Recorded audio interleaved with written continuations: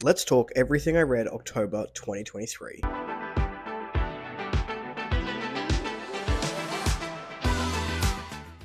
Hello everyone, welcome back to A Fictional Escapist. My name is Kris, and today's video is the October 2023 wrap-up. Before we jump into the books, make sure you check in the description box down below for links to my social media and Discord, should you want to come along for the ride. Now, in the month of October, I read a total of 8 books, one of those being a novella, and one of those being a very short novel, and I had a pretty decent reading month all up.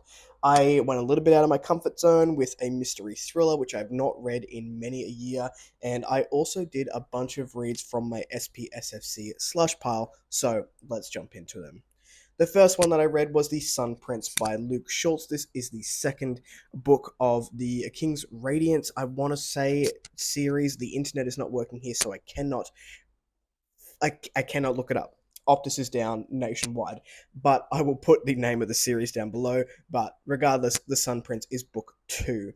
The Sun Prince follows 2 years after the events of A King's Radiance, and we're basically dealing with the fallout of the event that happened at the end of book 1, and also trying to move on with our lives. We have our sibling dynamic. They've moved back in sort of to this royal area and this court area, and they're sort of dealing with everyday life. New people being kings, new people coming into different sort of, I guess, political plays, and then something happens. So there is a prince with violet eyes who is looking to shake things up here. This book was, again, super fast paced. It had a lot of action to it. Spike is amazing. I think Spike may be my favorite animal companion of all time. I wish I had a Pricket of my own. I think that's what they're called. No one quote me on that. The internet is not working here at the moment, so I can't go and look it up. But I had a very good time with book 2. I will say that some of the dialogue and some of the character work I felt was weaker than book 1, in all honesty, but it was still a very good time, a very enjoyable and a very fast-paced read. The next thing I picked up was the first book from my SPSFC slush pile, and that is Wixon's Day by Phil Williams. Now, Wixon's Day was an interesting mixed bag for me, and it sort of fell a bit above middle of the road. So I think I gave it a 3 stars overall. We're following a young lad named Marcos who isn't really interested in settling down. He just wants to travel the world, and he has his sights set on a very dangerous place in the north. He is harboring a small child called Red, who he has saved from the mines where he used to work. This is a story of, I guess at the heart of it, the thematic was, if you're a voice in a sea of voices and you're choosing not to take action for something, that has an effect, which I think is quite relevant to what's going on in the world at the moment. Even though we might not think it affects us and we just want to move on and do things with our lives, by not saying something, that also has an effect. This book was relatively easy to follow. It did have a much deeper plot as the book progressed. It sort of got to that 30-40% mark, and we started to really see that Marcus was in some deeper situations than we initially thought. I have some more thought out thoughts. Is that English? I don't know. In the vlog that I did for this, so I'll put that one up above as well. Pretty decent time. I can see towards the end of the book what the author was trying to do, and the thematic was there. I could also make some connections of what they were trying to do with some of the relationships in there. There was one sex scene in there, which I think just didn't need to be there at all, nor did that character really need to be there to establish what they were trying to establish. But overall, I'm very interested in reading something else from Phil Williams, maybe published a little bit later than this particular book, which I believe came out in 2011, because I think the writing and the storytelling is absolutely there. The next one I read knocked my socks off, and this was Icebreaker by Stephen William Hanna, and I'll put up the picture here.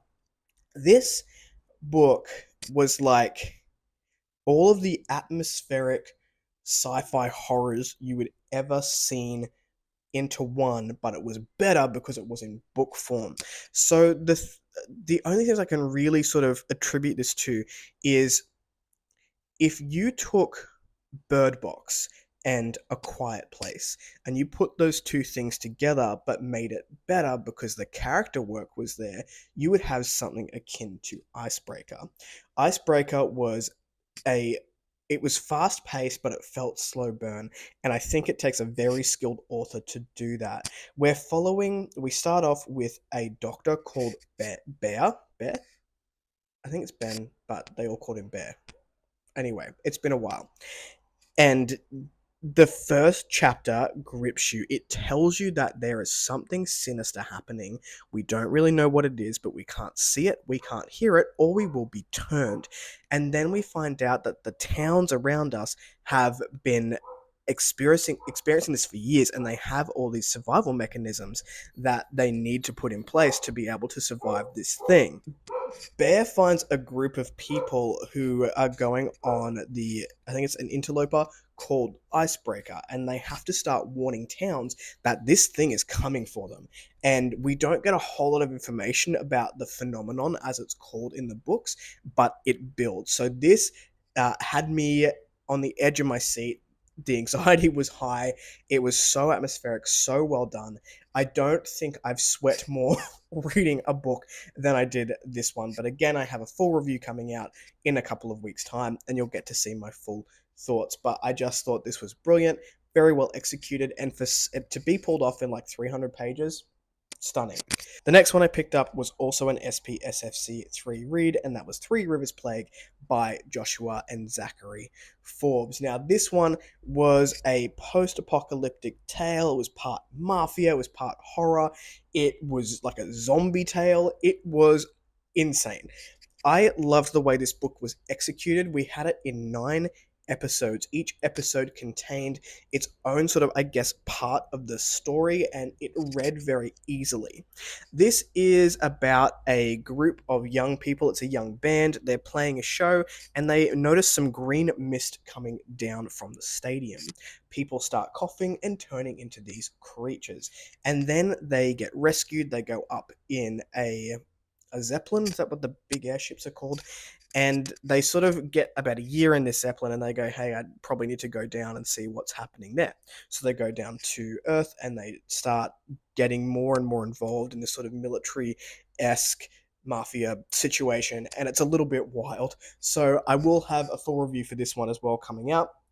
It's wild. I think this one suffered a little bit from being too long in parts. There was a fair bit of repetition in action and what we were doing, but it was still really fun, very accessible, and it was a good time. If you're looking for a read just to have fun, then this one is going to be up your alley. If you like zombie stories. If you don't like zombie stories, then maybe you won't like this one as much, but I had a pretty fun time with it.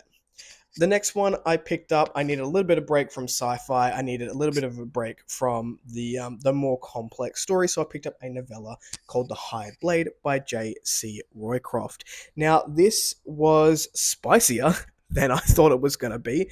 I thought I was picking up just a little fun tale about traveling in a caravan with some bandits, but oh no, if you like sapphic spice, then this little novella packs a punch for you, if that is something that you're into. This was a super fun tale. I think it was limited by the page count with its 90 or so pages. We're following a group as they go and do a task.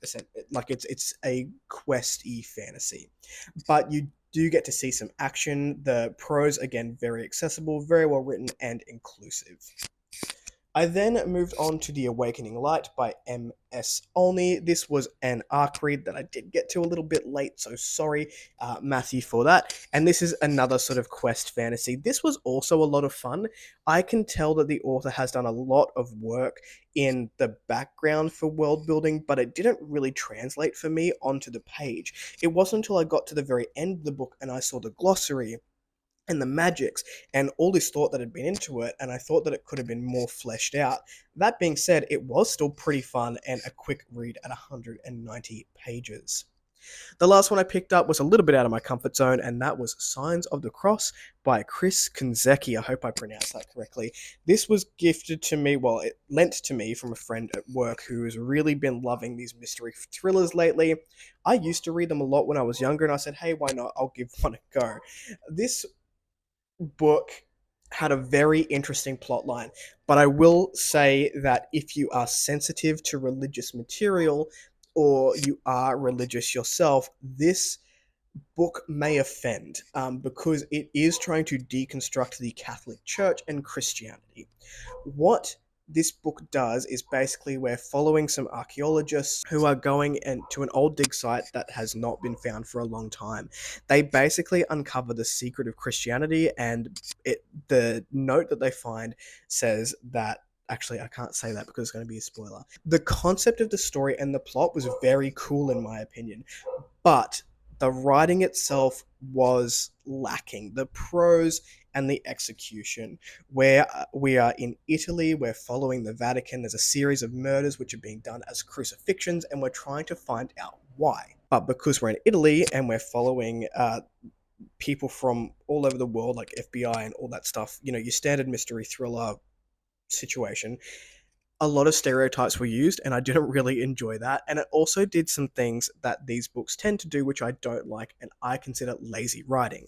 For example, it's the leading language at the end of the chapters saying, but they didn't know in 2 hours blah would happen. So you already know blah's going to happen, but you don't get to find that out for yourself in a show context. It's just oh, okay, that happens, then we just don't touch it again, which to me I don't really enjoy.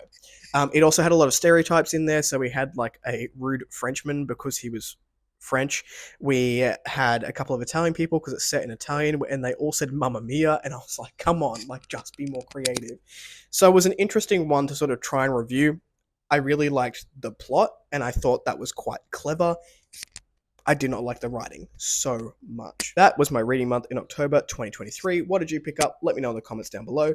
If you like the content, give one of those. If you want to see more of it, click subscribe at your will, and I will catch you in the next video. Ciao.